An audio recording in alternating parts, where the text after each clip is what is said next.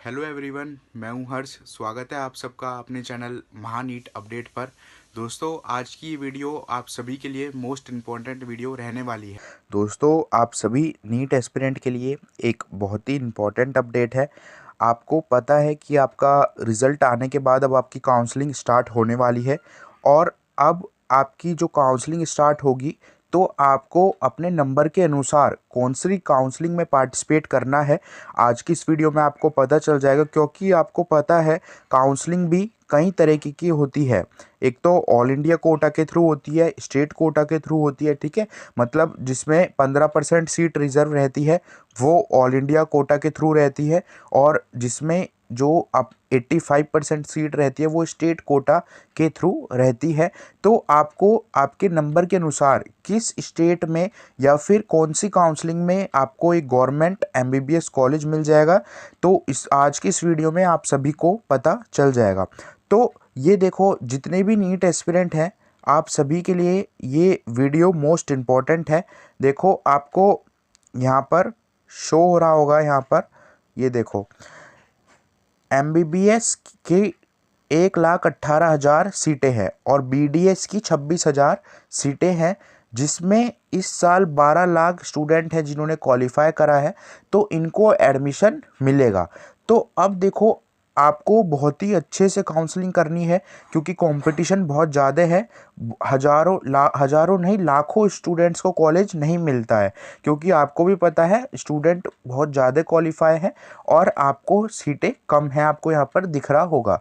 तो देखो, आपको नीट कि इन 4 काउंसलिंग पर नज़र रखनी होगी ताकि आपकी सीट सिक्योर हो जाए, आपको कॉलेज आराम से मिल जाए। अब देखो, आवेदन कौन सी 4 काउंसलिंग है। तो सबसे पहले ये देखिए, आपको यहाँ पर दिख रहा होगा कि सबसे पहले तो ऑल इंडिया काउंसलिंग होती है, ठीक है, जिसमें आपकी सीट रिज़र्व रहती है 15%, ठीक है। अब देखो, आपको मैं जूम करके दिखा देता हूँ।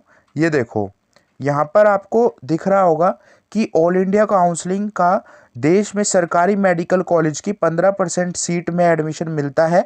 और इस पे देखो आयोजित, देखो यहाँ पर लिखा है कि अगर आपकी रैंक 50,000 तक है तो आपको इस काउंसलिंग में पार्टिसिपेट करना चाहिए, ठीक है। अगर आपकी 50,000 तक रैंक है तो आपको इस काउंसलिंग में पार्टिसिपेट करना चाहिए। मतलब जिसकी रैंक फर्स्ट 1 से लेकर 50,000 तक है तो आपको ऑल इंडिया के थ्रू यहाँ पर पार्टिसिपेट करना चाहिए।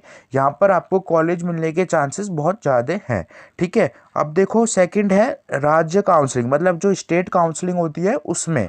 तो देश भर में अलग अलग अपने अपने राज्यों में अलग अलग काउंसलिंग होती है। मतलब जैसे कि उत्तर प्रदेश की अलग होती है, ऐसे ही बिहार की अलग होती है, राजस्थान की अलग होती है, ठीक है।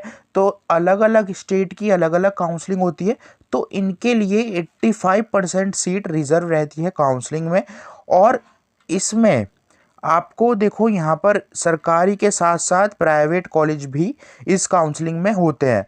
तो इन छात्रों की जिनकी रैंक इसमें यहाँ पर दे रखा है, तो ये देखिए, जिन छात्रों की रैंक ज़्यादा है तो उन्हें भी इस काउंसलिंग में पार्टिसिपेट करना चाहिए। अब मैं आपको बताता हूँ कि कितनी रैंक तक इसमें पार्टिसिपेट करना चाहिए।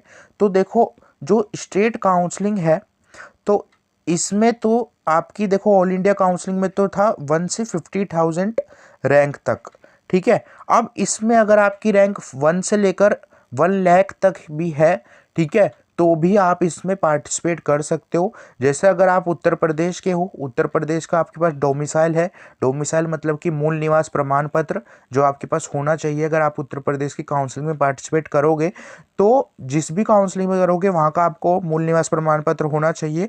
तो आपकी रैंक अगर 1 लाख से कम है, 1 से लेकर 1 लाख तक है, तो आप पार्टिसिपेट इसमें आराम से कर सकते हो। देखो, मैं मना नहीं कर रहा, आपकी कितनी भी रैंक हो आप किसी भी काउंसलिंग में पार्टिसिपेट कर सकते हो, लेकिन कॉलेज मिलने के चांस यहाँ पर इतने मार्क्स तक आपको आराम से मिल जाते हैं। अब देखो, डीम यूनिवर्सिटी अदर जो काउंसलिंग होती है, तो डीम यूनिवर्सिटी के देश के जितने बड़े प्राइवेट कॉलेजेस हैं, तो उन सभी की सीटें इस काउंसलिंग में शामिल रहती हैं, ठीक है। तो इस काउंसलिंग में अगर आपकी कट ऑफ काफ़ी ज़्यादा भी है, मतलब ये मान के चलिए अगर 2 लाख तक भी आपकी कट ऑफ है, तो आप इस काउंसलिंग में प्राइवेट कॉलेज आराम से ले सकते हो। अब देखो, प्राइवेट या मैनेजमेंट कोटा के थ्रू सीट आपको अगर 2 लाख से ज़्यादा आपकी रैंक है, तो आप इसके थ्रू प्राइवेट आपको सीटें होती हैं ये, ठीक है। प्राइवेट कॉलेज में जैसे कि प्राइवेट आप करोगे तो इसमें आपको यहाँ पर आपको लेना चाहिए, ठीक है, 2 लाख से ज़्यादा वाले जितने भी स्टूडेंट हैं। अब देखो, आपके लिए ये वीडियो मैं इसलिए बना रहा हूँ क्योंकि मोस्ट इम्पोर्टेंट वीडियो है। देखो, आपको यहाँ पर दिख रहा होगा, अभी मैं आपको यहाँ पर दिखा देता हूँ। ये देखिए, नीट यूजी का रिजल्ट आने के बाद, ठीक है, देखो यहाँ पर नीट यूजी का रिजल्ट आने के बाद काउंसलिंग प्रक्रिया जो है वो स्टार्ट होने वाली है। अक्सर स्टूडेंट की जो रैंक है उनके अनुसार ही आपको एडमिशन मिलता है। तो आपको कौन सी काउंसलिंग करनी चाहिए, तो इसके बारे में आज की इस वीडियो में मैंने आपको बता दिया है, ठीक है, कौन सी काउंसलिंग आपको करनी चाहिए। और आपको जो मेडिकल के लिए 4 तरह की काउंसलिंग आयोजित कराई जाती है, इसमें ऑल इंडिया कोटा, ठीक है, स्टेट कोटा, ये सारी चीज़ें मैंने आपको बता दी है। अब देखो, ये चीज़ें मोस्ट इम्पॉर्टेंट बात है यहाँ पर जो लिखा हुआ है। देखो, रैंक के आधार पर काउंसलिंग को चुने। अगर रैंक 1 लाख से 50, मतलब 1 से 50,000 तक है तो ऑल इंडिया कोटा, अगर 1 से लेकर 1 लाख तक है तो राज्य कोटा, और अगर 50,000 से 2 लाख तक रैंक है तो आपको राज्य प्राइवेट कोटा, ठीक है। और डीम यूनिवर्सिटी की और 2 लाख से ज़्यादा है तो आपको यहाँ पर प्राइवेट मैनेजमेंट कोटा की काउंसलिंग यहाँ पर पार्टिसिपेट करना चाहिए, ठीक है। बाकी आप किसी भी में कर सकते हो, लेकिन मैं आपको बता रहा हूँ ताकि आपकी सीट सिक्योर हो जाए, आपको एक अच्छा कॉलेज मिल जाए। बाकी आपके नंबर के अनुसार कौन सा बेस्ट कॉलेज है उसकी जानकारी अगर आपको चाहिए तो आप अपने नंबर कमेंट कर सकते हो, उसके अनुसार आपको कौन सा कॉलेज मिलेगा, ठीक है। आपके नंबर और अपनी कैटेगरी और अपने रैंक, ये तीनों चीज़ें ज़रूर से कमेंट कर देना।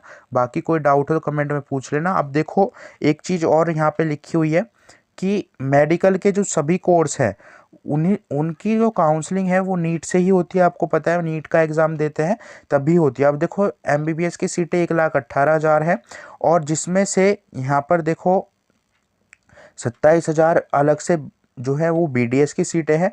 अब आपको एमबीबीएस, बीडीएस, बीएएमएस, बीएचएमएस, ठीक है, बीयूएमएस, ये जितने भी कोर्स हैं, ये बीएसएमएस, ठीक है, ये सारे कोर्स आपको नीट की जो काउंसलिंग होती है उनमें पार्टिसिपेट करके ही मिलते हैं। तो काउंसलिंग का बहुत अहम आपके लिए है, काउंसलिंग आपको सही से करनी होगी, ठीक है। काउंसलिंग में लिस्ट वाइज होता है, जो सबसे ऊपर कॉलेज आप चुनते हो वही आपको मिलता है। फिर अगर उस आपके मार्क्स के अनुसार वो ना मिला तो उससे नीचे वाला, तो सबसे ऊपर अच्छे कॉलेज रखना। अगर बाई चांस ऊपर ही आपने बेकार रख दिया फिर वही आपको लेना पड़ेगा। तो इसलिए मैं बता रहा हूँ, आप अपने मार्क्स कमेंट कर सकते हो, आपके मार्क्स के अनुसार जो भी आपकी रैंक के अनुसार कॉलेज होगा मैं आपको बता दूंगा, ठीक है। बाकी कोई डाउट हो कमेंट में पूछ लेना। Thank you so much everyone. फिर मिलता है किसी नेक्स्ट टॉपिक के साथ, किसी नेक्स्ट अपडेट के साथ।